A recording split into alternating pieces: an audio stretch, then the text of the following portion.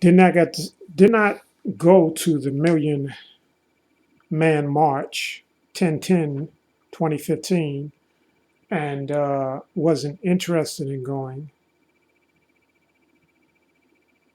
I did attend one of the, I think it was called the Million More March, which was somewhere in between the original one and this latest one. Uh, Nothing of any significant substance came out of any of these events. This last one, nothing really discussed of any substance, not really seeing any reason why people needed to be at a particular place in Washington, D.C., considering that conditions around the country in all of the major cities where we live, where our people die, where our people suffer,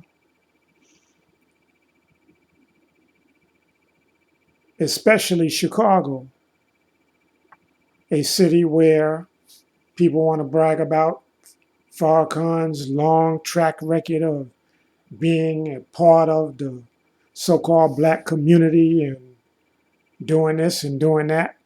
He's been in Chicago now at least since about 1975, 76. Excuse me. I know after the passing of Elijah Muhammad, he was sent away from New York City, where he had been after Malcolm's assassination. And considering what goes on in Chicago, not to belittle Chicago or talk negatively in any specific terms, but it is what it is. I mean, Chicago has a lot of issues that exist, that have existed, and Farrakhan has been there for quite some time. So the fact that he has been there and all of these negative conditions still remain, and the fact that he has this paramilitary Fruit of Islam entity, which over the years has been looked at uh, as doing what? For the most part, when there are efforts, and I can speak from my own personal experience in New York, where there have been efforts to address gun violence in our community against each other.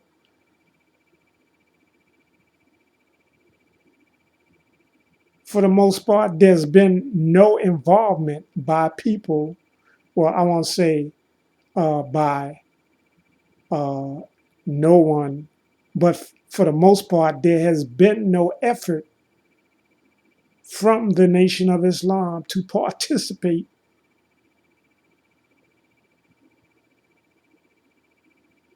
on a protracted level of involvement.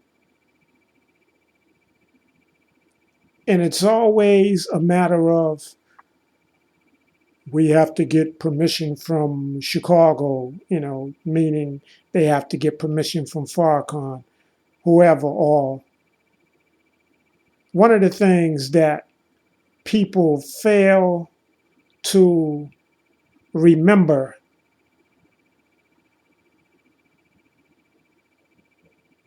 and history should always be the teacher for us to be able to use as a yardstick for what it is we do, to see where it is we have come from, where we are now, and where we need to go. People continue to, I guess, under the spell of the charming words, forget all about what was said back in the 60s and may have even been in the 50s, where Brother Malcolm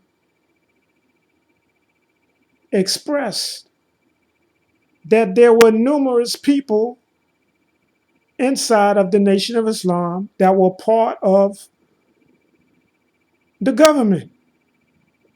government agencies that are not on our side, not doing anything for us, but they were in fact on the job being members of the Nation of Islam. So are we all of a sudden supposed to think that when Malcolm was assassinated, that all of that ceased to exist? When Elijah Muhammad made his transition, it ceased to exist? So here we are in 2015, and we haven't seen any real progress. We've seen more so a decline in regards to many of the things that people looked forward to and thought were the things that attracted them to the Nation of Islam. Back in the day, there were numerous businesses that existed, steak and takes, I know, through the New York City area. I remember going there as a teenager, eating lunch with my friends. And we supported the business. We bought steak and takes. We went to the steak and take and put money in the jukebox, but you weren't allowed to dance. I remember all of that. But my point is that Farrakhan has a habit of kind of going back and forth. And I'm led to believe that, I don't know, maybe because he's, 82 years old, maybe there's some senility creeping in. And, of course, a lot of people are going to, be like, oh, you shouldn't be hard on him and, all this and that. Of course, these are the people who are the fanners, the followers, the believers. My grandfather once told a story about Father Divine. If most of you don't know who Father Divine was, you need to look him up. Okay, Father Divine, back in the early 1900s, and I believe he passed somewhere in either the late 60s or the 70s. I don't recall. But Father Divine had a very large following, amassed a lot of wealth over his time of having his organization. And the story my grandfather told was of Father Divine being in his church and saying to his followers during one of his sermons, "Do you believe I can walk on water?" And they said, "Yes, Father, we believe." No differently than the people in the Nation of Islam who always, "Oh yeah, go ahead, Minister Farrakhan, go ahead, go ahead." And so he asked the question again, do you believe I could walk on water? They say, yes, Father, we believe. So he took the congregation to the Harlem River, and he once again said, do you believe I could walk on water? As if he was going to, in fact, show them how he could walk on water. But he said, if you believe, then I don't have to do it, which is no different than most of the failed efforts to critique, to question, to seek a plan or a map or a strategy or even some type of tactics to take us away from the evils that we face every day. With the numbers of those who are supposed to be in the FOI who seem to come out the other day as if it was some kind of parade or something. Everybody got their suits and bow ties on and their FOI uniforms, and Farrakhan's all dressed up. I mean, who do we know who goes to a battle in a suit and a tie?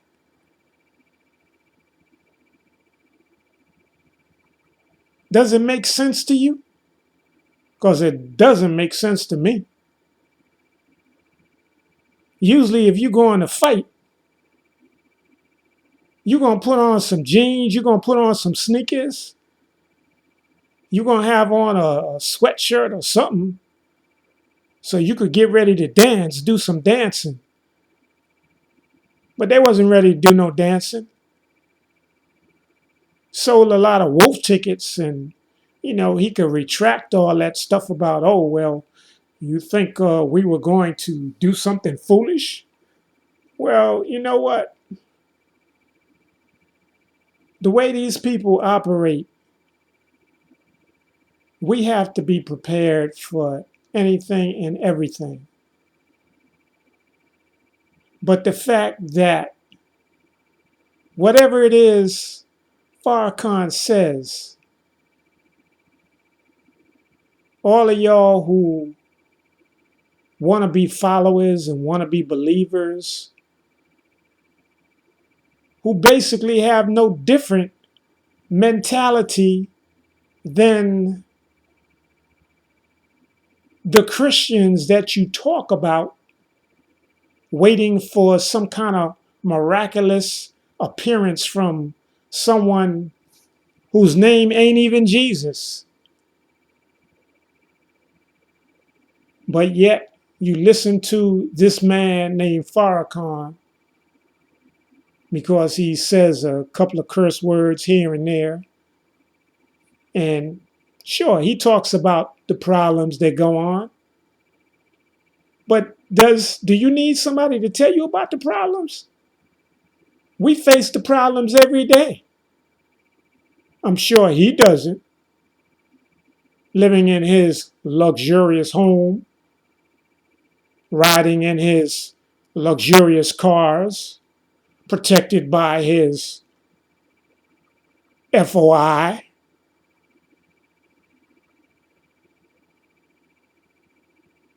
It seems that people listen to him and he makes these little statements here and there, although he wants to say he and the Nation of Islam is not spooky, but yet he wants to allude that all of these natural calamities, which to me is not really, oh, Elijah Muhammad and Farad Muhammad, or Allah is sending a wrath down on Caucasians here and there. I do believe in some divine retribution, but he mentioned the flooding that took place in South Carolina as if it was something that had never happened before. And when they did give the news about it, they said, oh, as if it hadn't happened in 1,000 years. They wasn't even here 1,000 years ago. The fuck they know about 1,000 years ago. But the point is, I think more so that we are in an age, it's called the age of Aquarius. And during this time, it's a new era. Information is being exposed to the public, and there's no more secrets. Also, the planet is actually shifting. So, what used to be the North Pole has now shifted. And so, they want to call it global warming and all of this, but it's more so a natural progression that our planet is taking, and in doing so causes certain weather conditions, certain geographical natural events to take place, volcanoes, hurricanes, flooding, earthquakes, storms, etc., because of this shift. Okay, so let's stop being spooky. I'm surprised. Well, you know what? I didn't hear the whole thing, but I didn't hear, out of what I did hear, I didn't hear anything about the mothership, because I know at one point, a couple of months back, he was talking some stuff, as if, the mothership was going to come and this and that and take care of this and that and blah, blah, blah. You know, it's a stage show. It's no different than when you go to church and you hear the pastor preaching all this stuff, jumping up and down in the choir, and you got people in the audience and people in the choir jumping up and down and rolling around on the floor and all this. You know, it's a stage show. It's a performance. His name used to be the Charmer. He hasn't changed. He still charms you because you listen to the words, and the spell is put forward in your ears and it runs through your mind. Now, if we go back to the first Million Man March, which was shortly after Malcolm X's daughter was being charged with an attempted assassination of Farrakhan. You can go and look at the event that took place at the Apollo Theater in 1995. A packed house with a cast of quite a few. There's probably at least 100 or more of them there. Different people, so-called celebrities, politicians. Betty Shabazz was there. And even when you look at that particular event, she really did not seem like she wanted to be there. But because of her daughter, she bit her tongue and she put up with that charade.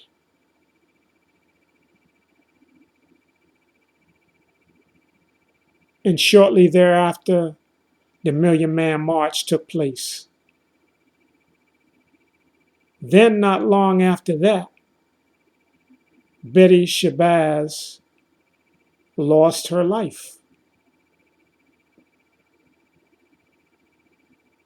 The media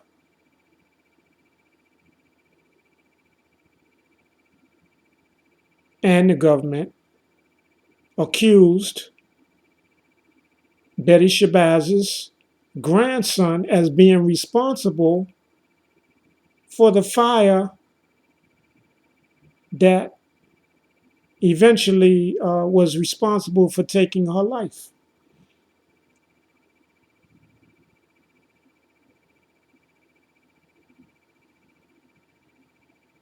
And he was recently just killed over the last 2 years.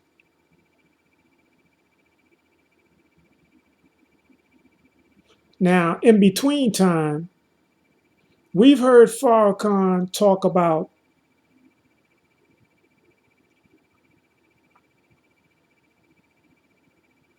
Malcolm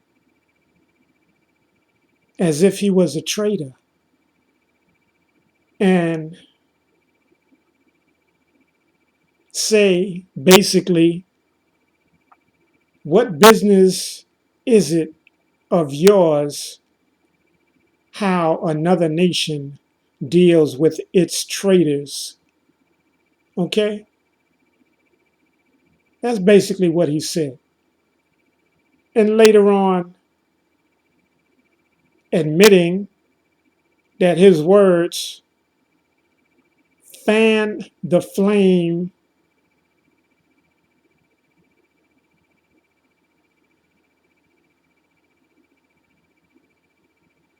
of attack on Brother Malcolm. There's no question about the fact that Talmadge Hare, who was one of the three who served time and the only remaining participant, no, I won't, well, the only remaining participant who basically did time. The two other brothers, there's question as to whether or not they was there. And then even some of the footage kind of looks as if one of those three brothers, the other two brothers, might have been involved because he was wearing something that that same brother wore. That's in the video. And so that being a tweed coat and a kind of stingy brim, what they call a stingy brim hat, and the way it was basically being worn. We do know, indeed, the government was there, the police were there. Gene Roberts, who was a part of the organization that Malcolm had, was actually on the job. And whether or not he sucked the life out of Malcolm doesn't make it solely him as being responsible for Malcolm's assassination. There were bullets that were riddled through Malcolm's body. And some of them could have come from upstairs inside the ballroom.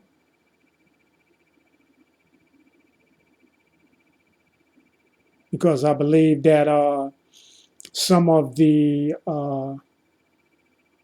autopsy report shows that there was actually bullets coming from both directions. So if somebody was either overhead or behind him, in addition to who else was all in the audience. One of the other people who is accused of being one of the participants. William Bradley walks around in Newark, New Jersey, probably being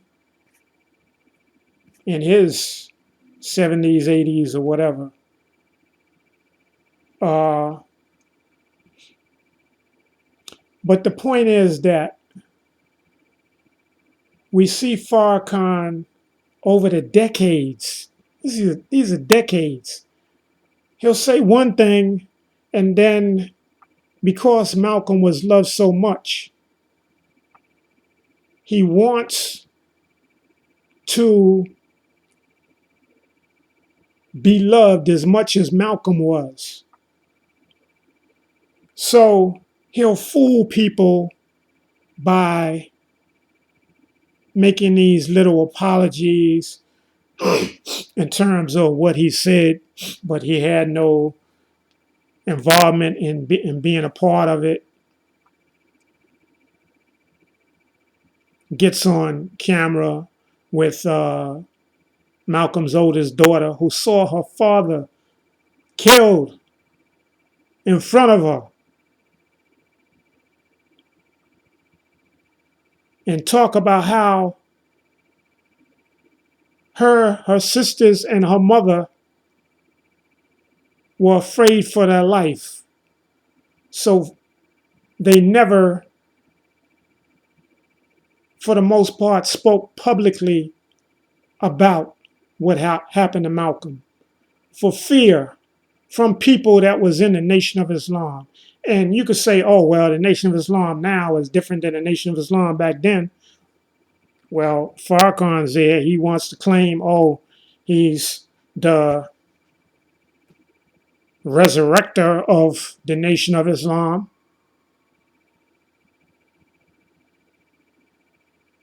And the fact that Malcolm expressed what he did about Elijah Muhammad,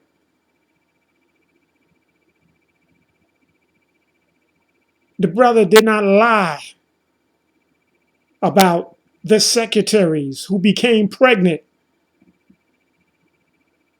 Wasn't no stuff about them being wives. And when they were not being taken care of by Elijah Muhammad and the Nation of Islam because they had been suspended or expelled or whatever, the next time you really hear from them again is when Elijah Muhammad dies. And people are like people do, like parasites, trying to get what they can from the estate. And so therefore, those sisters, and not to, put any blame on them, but for them to raise those children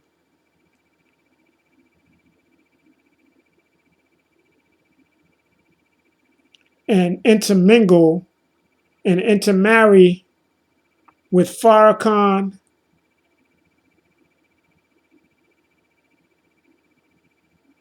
and his family so that they keep this royal family thing going and unify the money in their state.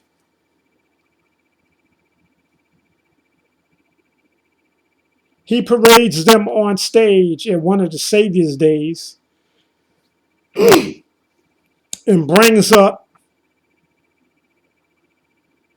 some of these sisters and their children, displaying them and not saying out of his own mouth, but allowing them to get up and talk about Elijah Muhammad being their husband.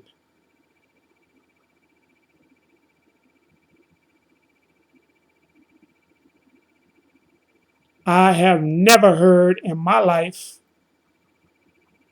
anything about Elijah Muhammad claiming otherwise other than Sister Clara Muhammad. If you got something on video, on audio that says that, if you got a wedding certificate or something, please produce it.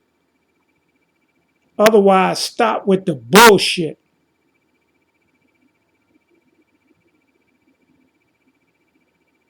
Farrakhan allowed these women to get up and say that Malcolm was a hypocrite, assassinating him again after not only he but Betty Shabazz were both dead.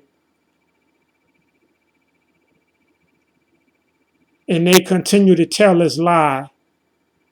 And now, 10/10/2015, Farrakhan brings some of these same people back up on stage again, showing them off, talking about, oh, they helped me build the nation. They helped me rebuild the nation. Once again, calling Malcolm a liar, a hypocrite, claiming these were wives. Really?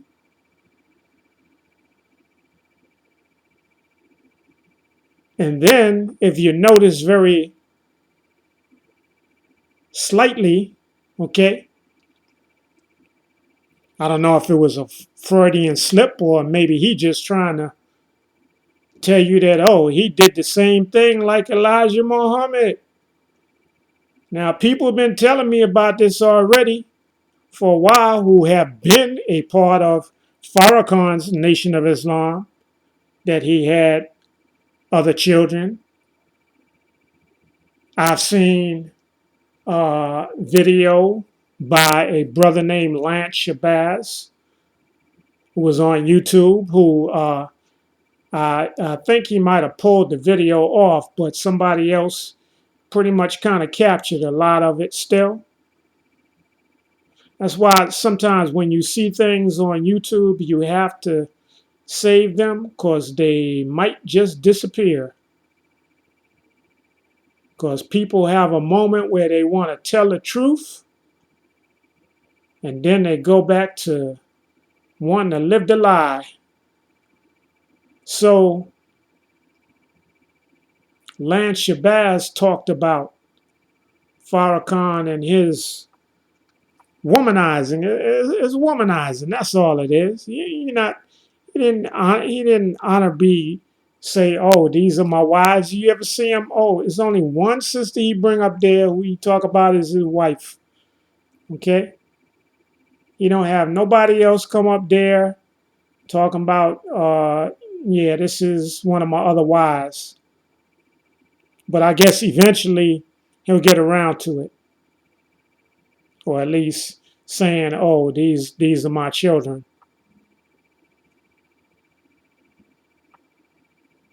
You listen to this man lie as he smiles and grins all in your face, and you think it sounds so good, so wonderful, and you eat it up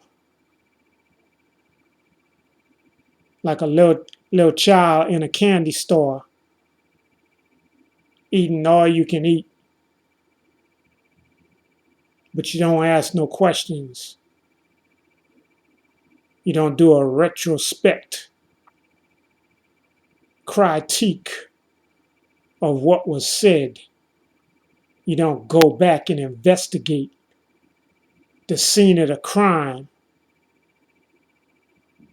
We saw Khalid Muhammad who I remember seeing in Los Angeles with Farrakhan, who was at the Bonaventure Hotel in Los Angeles back in, maybe that was it was either 1979 or 1980. And myself and another brother went up there, and I remember seeing Khalid Muhammad, and I remember seeing Farrakhan. That was before the nation, he had really kind of kicked it back off again. But that was his, I guess, tour to, get things rolling again.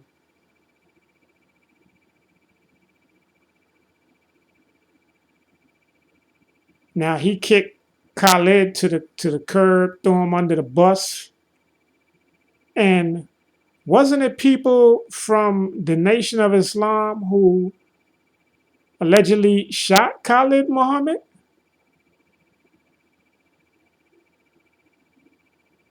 I mean, please correct me if I'm wrong. I don't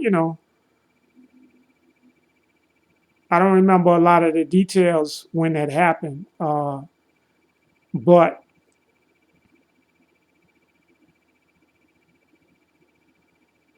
it's very interesting that Khalid had never really reconciled with Farrakhan before he died, and so there was no relationship with the new Black Panther Party and the Nation of Islam in that regard with Farrakhan.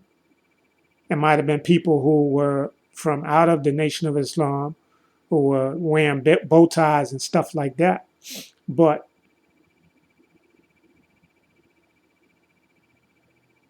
there was no relationship with the new Black Panther Party and the Nation of Islam when Khalid died.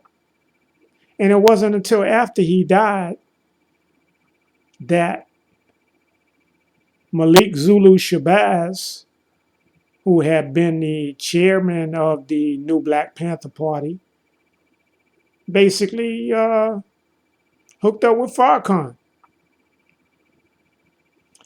And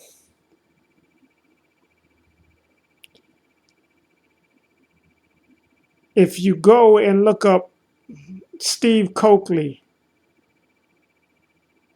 who did a couple of lectures or gatherings, presentations, dealing with the attempted assassination of Khalid, where Khalid was there with him. That might have been in Baltimore, and he presented certain information regarding that attempted assassination attempt.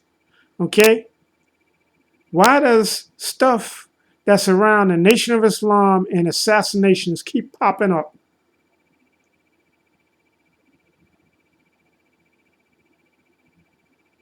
Then there's another one Steve Coakley did regarding Khalid Muhammad's final demise, going through a lot of the circumstances surrounding what happened when Khalid was basically, I know some people might want to say an aneurysm, but it just seems too much like murder, like assassination. Then there's a video that is about the murder of Biggie Small. And the finger points to a person who was supposed to have been a member of the Nation of Islam.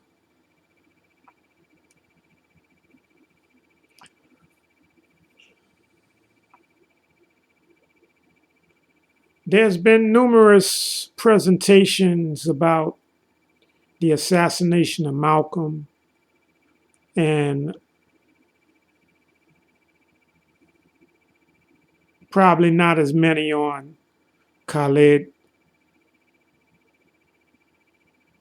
And part of it is probably because you have people who are in organizations who often beat their chests and try to intimidate people with the presence of force, or if you're afraid, I guess some fear. But the truth is the truth, and there are no more secrets. The evidence is there if you only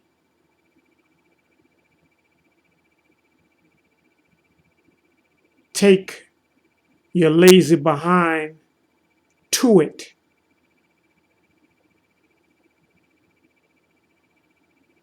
But if you want to be a gullible follower, believer,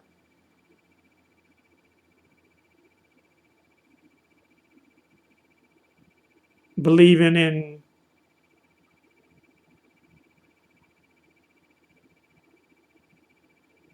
fiction, fairy tales,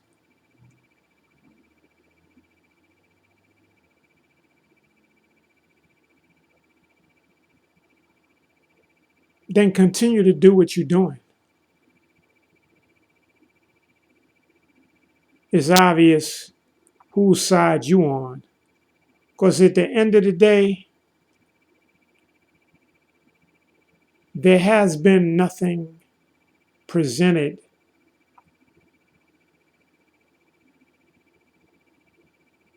to move our people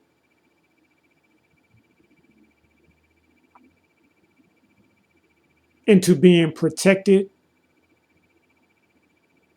into being provided for.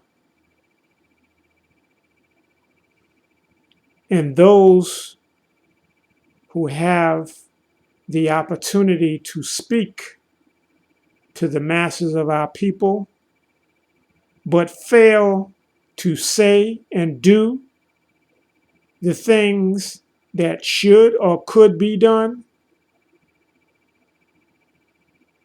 they are the guilty parties who deserve to be punished.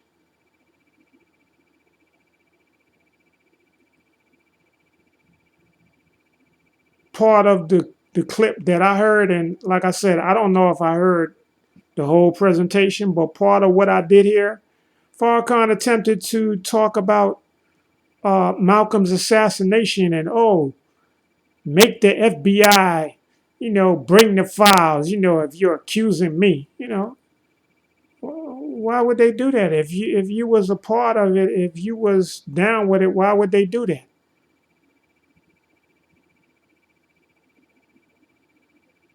They're supposed to verify whether you was involved or not.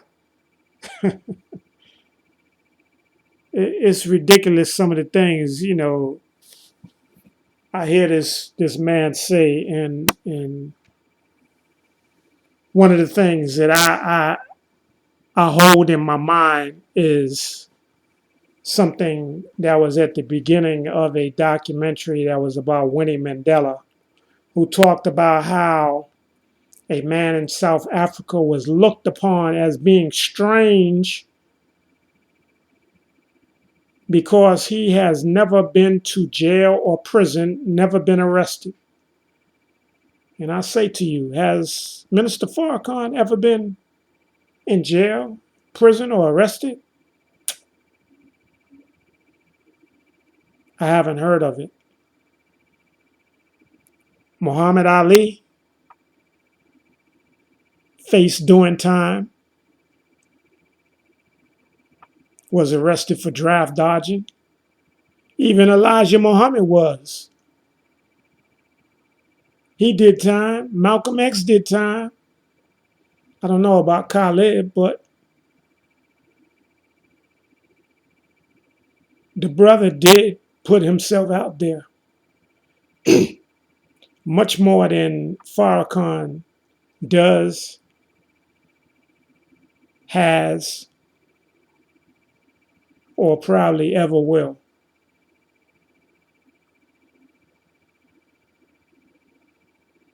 So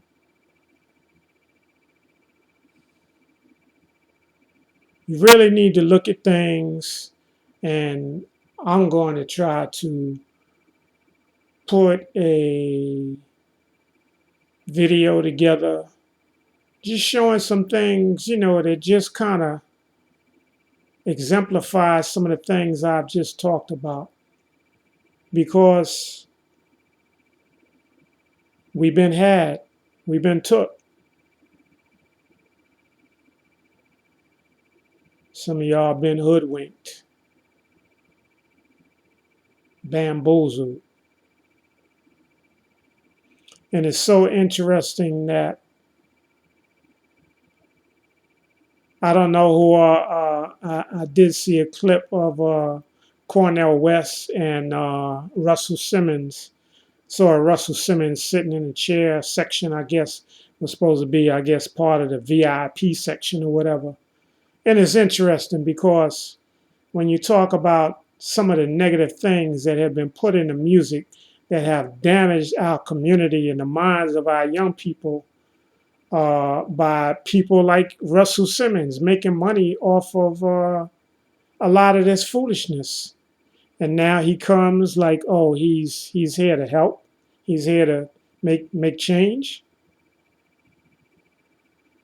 He was responsible for doing some type of disrespectful uh, comic routine about Harriet Tubman. These filthy niggers. They filthy niggers. They say shit and then they try to spit the shit out and try to pull the shit back up in their mouth.